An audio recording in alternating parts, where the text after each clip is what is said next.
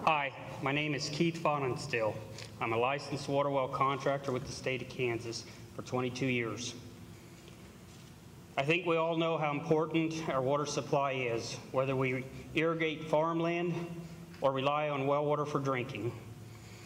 More than 14,000 people live in the Big Creek watershed according to the 2000 census, or about 11 people per square mile.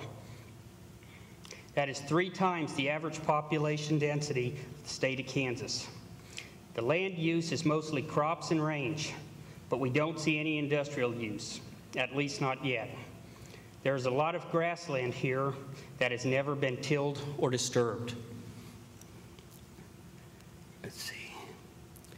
This is where the project area is. You can see that the proposed project site is on the edge of Big Creek and another drainage, the Smoky Hill River. Any major geological disturbances, especially deep excavations created by blasting or drilling, could cause surface water contamination with potential effects on water quality for up to a mile. However, there are no regulations at all that determine what kind of water contamination would be permissible by this type of industry, if any. Krista Gordon mentioned that the Dakota aquifer would not be damaged. That's probably true. But the salt level is so high in that aquifer, really it's not used for irrigation or drinking anyway. It is the surface water that contributes to the watershed drainage in most people's wells, which draw surface water from a depth of around 40 feet, the same depth to be penetrated by wind turbine foundations. I have counted at least 120 shallow wells within the area proposed for development, and there are a number of natural springs. These wells range from approximately 12 to 60 feet.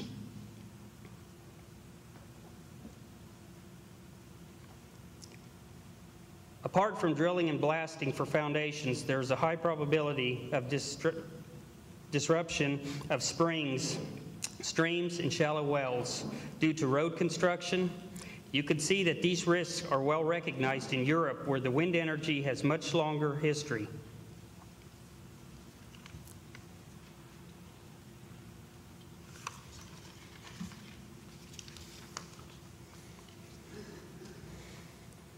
I feel a proper study of the hydrological impact of all these huge foundations is not a simple task, but it is an important one. A project of this size and scope calls for all these studies to be performed by a qualified independent hydrologist.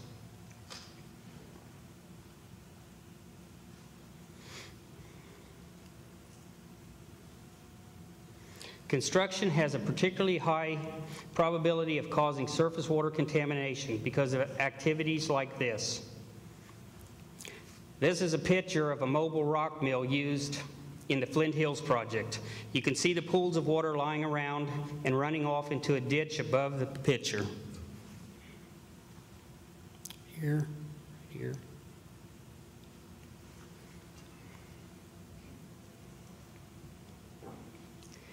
Millions of gallons of water are used to cool equipment, mix cement, control dust in these operations.